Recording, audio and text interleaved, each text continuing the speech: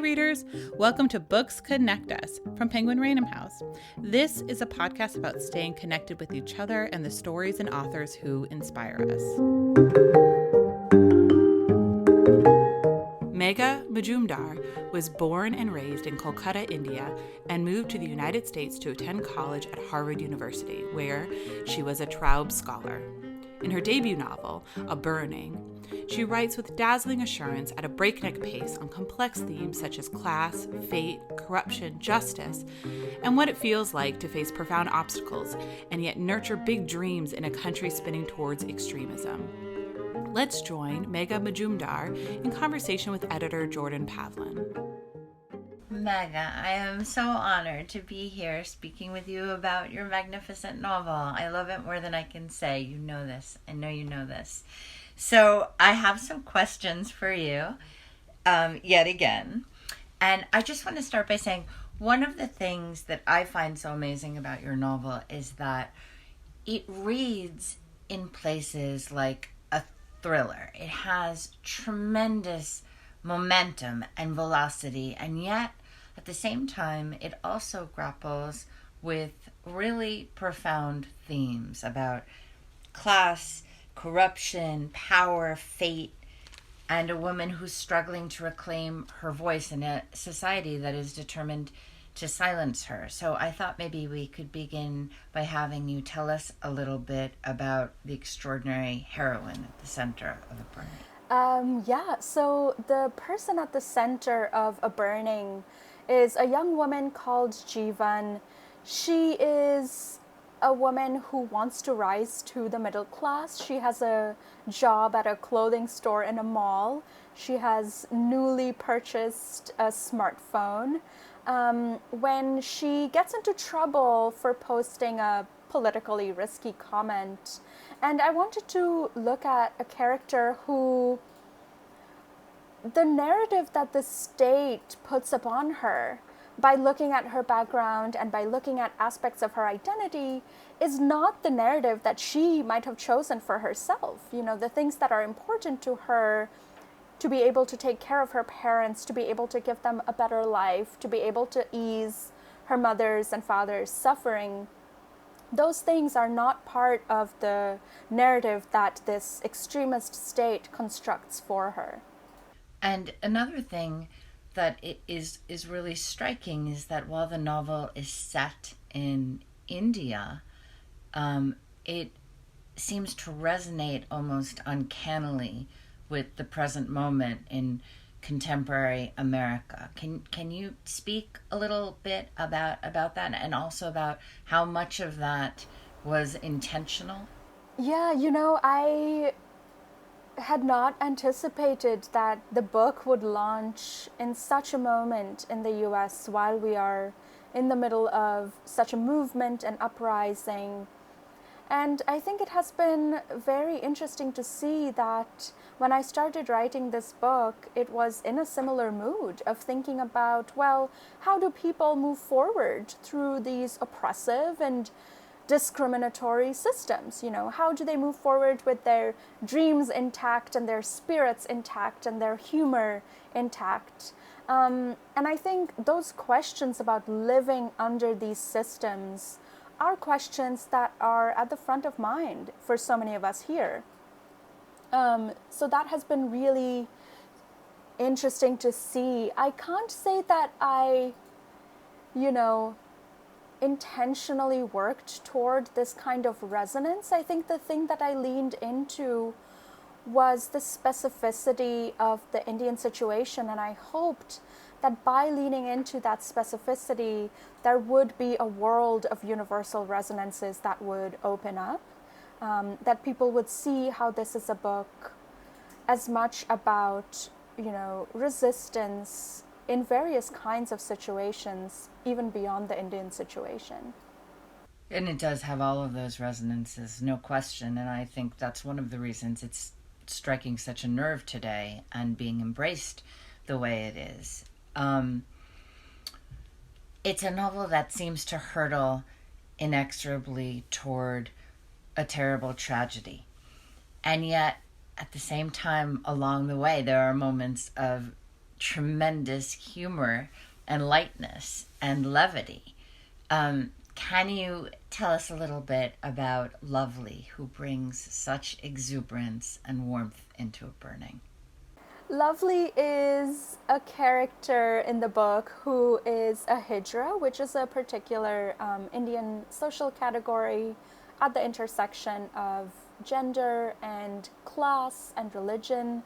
And she is thought to have a close connection to the divine, so she's welcomed to bless newborns and bless people at weddings, but at the same time, she's looked down upon. People don't like having her near their businesses or their stores. They want her to go away. And she's someone who intimately knows what it is like to have shame heaped upon you. And I think part of Lovely's humor and spirit and her constant teasing and joking and laughing comes from facing this reality where she recognizes that other people want to shame her, but she doesn't accept that shame. She doesn't allow them to put her down in the way that they want to. And so her humor, I think, is very hard won. But you are right that I did want to write this character who would be so full of joy and so full of defiance and really fun to sink into and be with. So that's where Lovely came from. I just absolutely adore her. I am curious to know how you settled on her particular idiom. Lovely speaks in this non-standard English for those who haven't read the book yet. And through that kind of English, I wanted to gesture toward the complicated colonial history of English in India and how it is now, of course, the language of the elite, the language of the privileged. When I was a kid, we were told that we had to learn English. It was the language of moving up and success later in life. So I think that's a lesson that many of us in India absorb very early.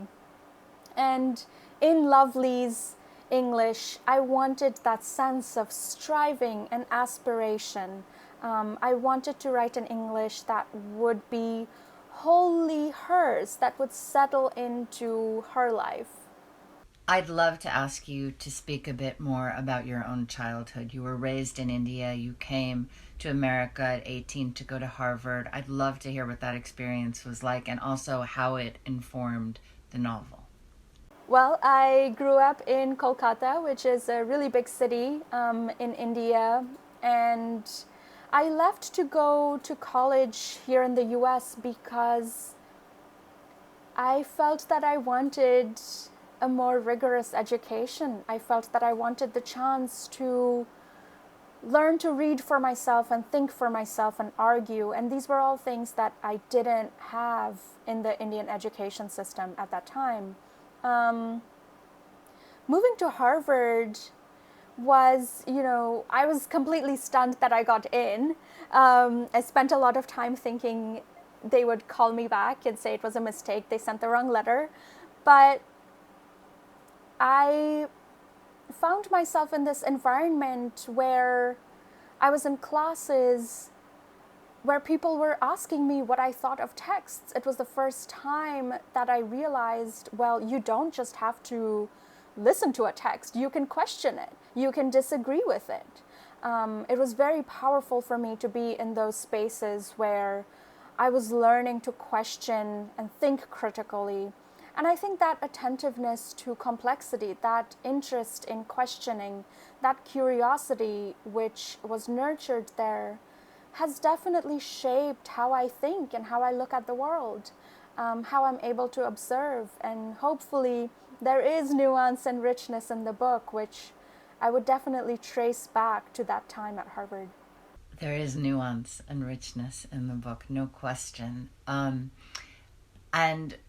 what a brave thing to do, to have come here on your own. I know your family is still in India. I wonder, in setting out to write this book, what was the thing that most frightened you? What was the thing you found most daunting? In many ways, Well, I feel like I can answer this question on so many different levels. One was I knew I was setting out to write quite a political book, and I knew that I would have to do it with force, but also with sensitivity and with respect and with characters who are full and robust and feel like they have rich interior lives. So that felt definitely like a daunting project. And part of what I found a big challenge here was, this whole project of writing a book that is intellectually serious, that puts forward ideas, but that is also entertaining. I wanted to take very seriously this idea that entertaining someone is a matter of skill and craft and hard work, and to create pages where somebody feels that they can just fall into the pages and be swept along in the story. How do you construct that? What are the ways in which your sentences must move? What are the ways in which your characters must develop? What kind of clarity must your pages have? How can they make the stakes of this, made up world real? So I felt like there were a lot of craft questions there. I'm curious to know, the novel is written in 3 voices. Which of the voices came to you first, and whether you knew at the outset that there would be 3 characters and that they would be these 3 characters? Jordan, you were just talking about all of the elements of this novel and, the ways in which the craft might succeed. And I just want to add that so much of that is your work. It would be completely foolish and ridiculous for me to sit here and act like I made it all myself. I mean, the work that you put in, and you made it all yourself. No one has ever needed an editor less than you, Megha. I dispute that fully. Jordan is very modest for everybody listening, but she's an icon, and she has made the pages, including the opening pages, if you're somebody who picks up the book and is taken by the opening pages. It's a brilliant opening, and you wrote it, every word of it. I will answer the question and stop embarrassing Jordan. I knew that 3 was the number that I could do justice to for this book. I wanted to write characters who had depth. And I wanted to write full arcs for them. I wanted to write arcs that would not feel artificially tidy, but that would be satisfying for a reader. And I felt that 3 was really the perfect number for that. In a space of realizing that, I also added these short chapters in the book, which are called interludes, and they follow minor characters for just a page or 2. And the purpose of that, I hope, is that it leaves these doors open for the reader, and it helps the reader understand how, well, this particular book follows just these 3 people, but there are all of these incredible, complex, rich stories that you could choose to follow in this world. That's a wonderful structure for this book. It works brilliantly. It's interesting to me, Megha, that you wear a couple of different hats in your life. You are an author, but you are also an editor. Can you speak a little bit about what it is like to straddle those 2 worlds and live in 2 different roles? Yes, I'm an editor at a small press called Catapult, and I find it so nourishing. As an editor, you get to take on the work of people who you so admire. You get to take on work where you read the pages and you think, I have to share this with everyone. You want to tell your friends, read this right away. So to be in the place of boosting other people's work feels very meaningful and joyful to me. And it's also a chance to think with other really thoughtful people, to see what they are doing with their sentences, to see what they're doing with their chapters, structure, what they're bringing into collision in their pages, what they are teasing apart. It's such a lesson in craft and storytelling always. I find it very energizing. What is it like to publish a novel during a pandemic? How has it been being on the virtual road? Well, I have been so grateful that there have been so many virtual events, and that's all thanks to Gabrielle Brooks, who has led publicity for this book and who has been such a fierce and passionate and incredibly generous advocate for this book. So if you're listening and you've seen me do a bookstore event or something like that, that is all thanks to Gabrielle. I have been so grateful, you know. Someday I hope that I will get to go to all of these bookstores and thank the people in person. But during this time, this is, I think, the best thing that we can do. And hopefully, 45 minutes, an hour of chatting about fiction and writing and storytelling feels energizing and feels like a space of rest for other people too. That is what I hope. I have to say that I have found it, I have found solace in and community in these virtual events in a way I never could have anticipated. It feels extraordinary to me that we can still come together somehow during this time, and that the thing bringing us together is writing and storytelling. I find it very moving, and I can say that I am going to many more virtual events than I ever might have gone to in person. So that is an unexpected delight.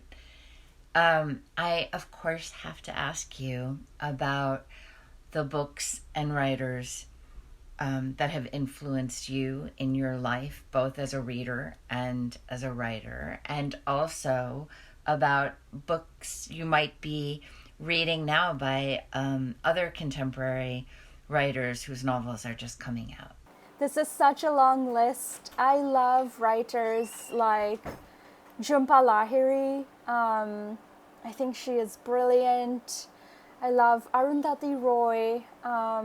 Recently there was this book a nonfiction book by a writer called Snigdha Poonam called Dreamers, and it was all about millennials in India. It was all about these people in small towns who are hustling and making their ways forward and chasing big dreams, and I found that book so energizing.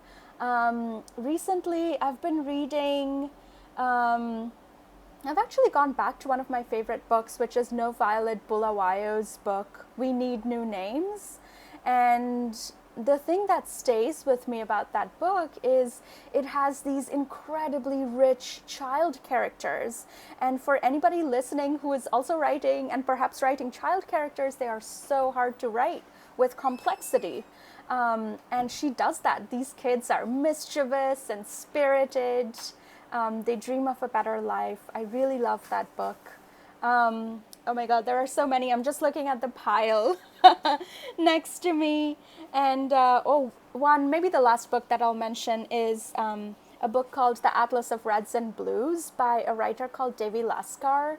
And this book came out a couple years ago, but I've been thinking of it lately. It's a novel about an Indian American woman who is shot by a police officer in her driveway, and in that wounded state she reflects on her whole life and everything that brought her to that moment. It's a really magnificent book. What have you been reading, Jordan? To be honest, have been reading exclusively manuscripts, but really exciting ones, so no complaints from me. Okay, one last question. What advice do you have for a young writer who might be just setting out on this journey? Again, there are so many different ways in which this response could branch out. One thing I might say is to think about the thing that makes you angry or that moves you or that brings you the greatest joy, and to write from that place. I think that is the place from which so much energy comes onto the page, and revering that place and respecting the integrity of that feeling is so important, especially as you are working on building a longer narrative and sustaining your own interest in it. Beautiful. So eloquent. Meg, I am so happy to see you. I am so happy to be speaking about your brilliant novel. And Same, Jordan. It's such an honor to be with you, always. It's my honor. I still can't believe I get to say, oh, Jordan, my editor, because you are truly an icon, and you have lifted the book up in incredible ways and opened so many doors for it. So thank you for giving this book this life. It's been a privilege, Megha. And now, here's an exclusive excerpt from the audiobook, courtesy of Penguin Random House Audio. "You smell like smoke," my mother said to me. So I rubbed an oval of soap in my hair and poured a whole bucket of water on myself before a neighbor complained that I was wasting the morning supply. There was a curfew that day. On the main street, a police jeep would creep by every half hour. Daily wage laborers, compelled to work, would come home with arms raised to show they had no weapons. In bed, my wet hair spread on the pillow, I picked up my new phone, purchased with my own salary, screen guard still attached. On Facebook, there was only one conversation. "These terrorists attacked the wrong neighborhood." Hashtag Kolabagan train attack. Hashtag undefeated. "Friends, if you have 50 rupees, skip your samosas today and donate to..." The more I scrolled, the more Facebook unrolled. This news clip, exclusively from 24 Hours, shows how candlelight vigil at... The night before, I had been at the railway station, no more than a 15-minute walk from my house. I ought to have seen the men who stole up to the open windows and threw flaming torches into the halted train, but all I saw were carriages, burning, their doors locked from the outside, and dangerously hot. The fire spread to huts bordering the station, smoke filling the chests of those who lived there. More than 100 people died. The government promised compensation to the families of the dead. 80,000 rupees, which, well, the government promises many things. In a video, to the dozen microphones thrust at his chin, the chief minister was saying, "Let the authorities investigate." Somebody had spliced this comment with a video of policemen scratching their heads. It made me laugh. I admired these strangers on Facebook who said anything they wanted to. They were not afraid of making jokes. Whether it was about the police or the ministers, they had their fun. And wasn't that freedom? I hoped that after a few more salary slips, after I rose to be a senior sales clerk of pantaloons, I would be free in that way too.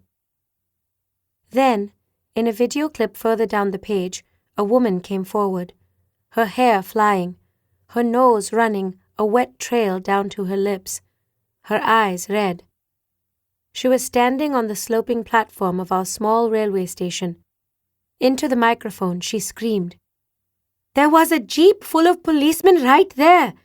Ask them why they stood around and watched while my husband burned. He tried to open the door and save my daughter. He tried and tried." I shared that video. I added a caption. "Policemen paid by the government watched and did nothing, while this innocent woman lost everything," I wrote. I laid the phone next to my head and dozed. The heat brought sleep to my eyes. When I checked my phone next, there were only 2 likes.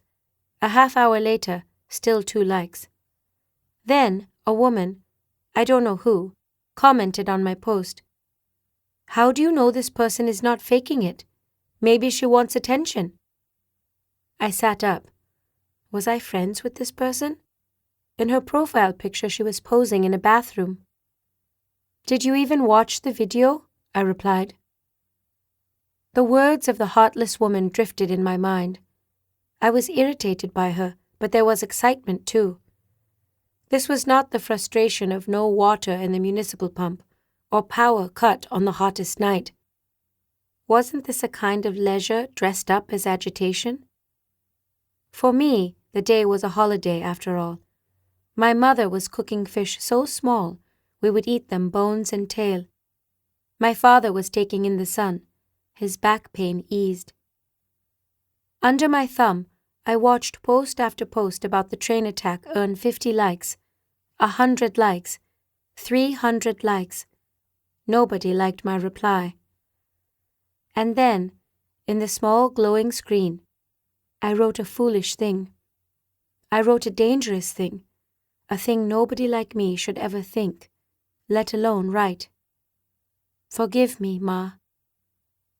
If the police didn't help ordinary people like you and me, if the police watched them die, doesn't that mean, I wrote on Facebook, that the government is also a terrorist? Outside the door, a man slowly pedaled his rickshaw, the only passenger his child, the horn going paw-paw for her glee.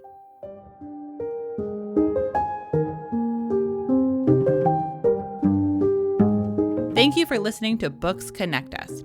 For more great book recommendations and information about your favorite authors, feel free to follow Penguin Random House on social media or visit penguinrandomhouse.com. And if you've enjoyed what you've heard, go ahead and leave us a review on Apple Podcasts, as it helps more listeners to find our show. This podcast is produced by Pat Stango and edited by Clayton Gumbert. I've been Erin Leaf, and until next time, this has been Books Connect Us.